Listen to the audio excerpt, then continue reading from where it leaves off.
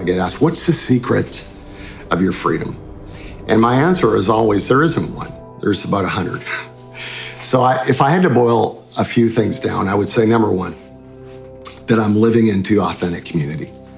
I'm living into real, deep relationships, honest relationships, no BS.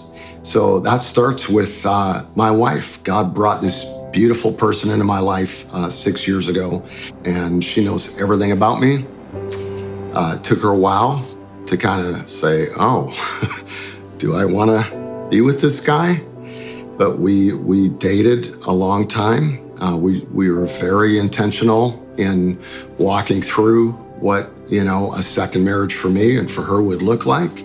I'm also completely open with all of my life and all of my today life. So my computer is her computer. We share the same laptop. She knows all the passwords. She's on it. She can see it.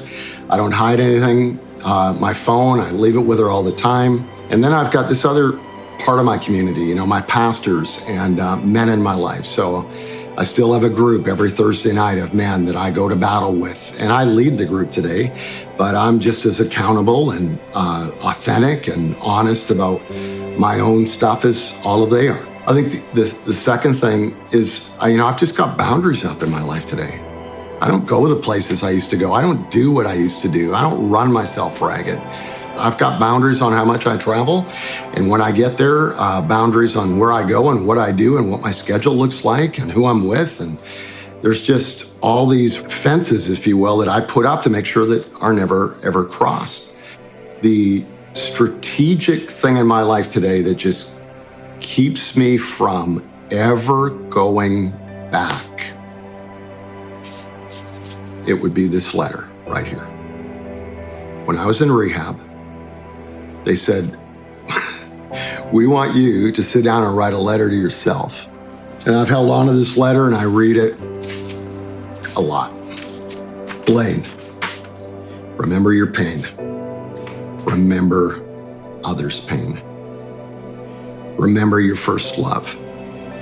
Remember these moments in this place. Remember your beginnings. Remember your calling. Remember your boys. Remember your loss.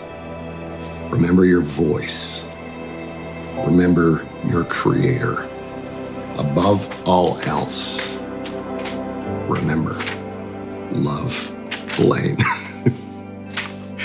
And it was like the first time I think I ever loved myself in 25 years.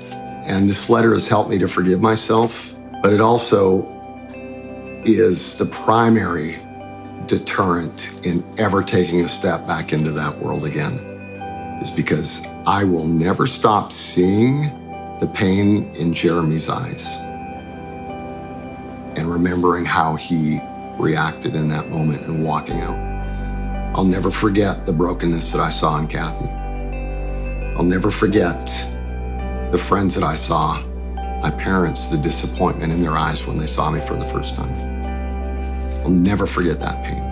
And that pain drives me, moves me to live well. And I told all three of my boys, I remember looking at Jeremy, saying, Bub, the one thing that I'm striving for until the day I die is that when I pass my last breath in this world, you'll say he lived the last half of his life well.